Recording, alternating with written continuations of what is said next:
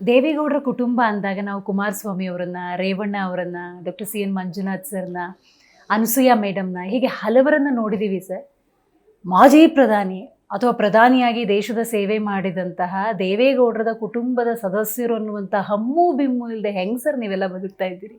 ಅಷ್ಟು ಸಿಂಪಲ್ ಜೀವನ. ಬೇಸಿಕಲಿ ದೇವೇಗೌಡ್ರೆ ಸಿಂಪಲ್. ದೇವೇಗೌಡ್ರೆ ಸಿಂಪಲ್. ಅವರು ಎಂತ ಹಳಿದಿರನ್ನ ನೋಡಿ ಮದುವೆ ಮಾಡಿದ್ರು ಅಂದ್ರೆ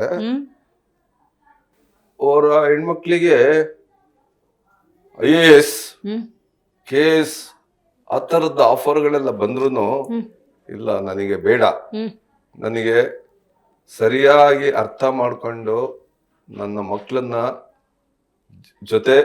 ಜೊತೆ ಜೀವನ ಮಾಡುವಂತ ಅಳಿದಿರ್ಬೇಕು.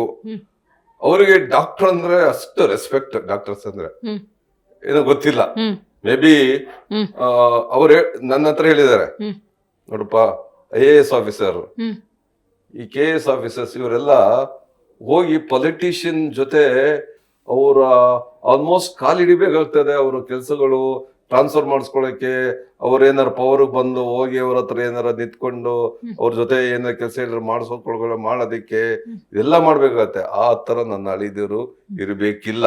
ಅದು ನಾನು ನೋಡಿದ್ದೀನಿ. ಡಾಕ್ಟರ್ಸ್ ಆದ್ರೆ ಇಂಡಿಪೆಂಡೆಂಟ್ ಆಗಿ ಅವ್ರು ಬದುಕ್ಬಹುದು. ಅದಕ್ಕೋಸ್ಕರ ನಾನು ಡಾಕ್ಟರ್ಗಳನ್ನೇ ನಾನು ಸೆಲೆಕ್ಟ್ ಮಾಡಿದೆ ಅಂತ ಹೇಳ್ಕೊಂಡಿದ್ದಾರೆ. ಆ ಒಂದು ಬ್ಯಾಕ್ ಗ್ರೌಂಡ್ ಅಲ್ಲಿ ಸಿಂಪಲ್, ನಾವೆಲ್ಲ not from A very rich family, ನಾವೆಲ್ಲ ಆವರೇಜ್ ಫ್ಯಾಮಿಲಿಗಳು. ನಮ್ಮ ತಂದೆ ತಾಯಿ, ನಮ್ಮ ಫ್ಯಾಮಿಲಿ ಎಲ್ಲ ಆವರೇಜ್ ಫ್ಯಾಮಿಲಿ. ಹಾಗಾಗಿ ನಮಗೆ ಸಿಂಪ್ಲಿಸಿಟಿ ಮುಂಚೆಯಿಂದ ಬಂದ್ಬಿಟ್ಟಿದೆ. ನಾವು ಹುಟ್ಟಿದಾಗಲೇ ಸಿಂಪಲ್ ಆಗಿ ಬಂದವರು, ಹಾಗಾಗಿ ನಮಗೆ ಏನು ಹೊಸದಲ್ಲ. ಮತ್ತೆ ಅದನ್ನ ಅವ್ರ ಪವರ್ಸ್ನು ಯಾವತ್ತೂ ಮಿಸ್ಯೂಸ್ ಮಾಡ್ಕೊಂಡವ್ರಲ್ಲ ನಾವು.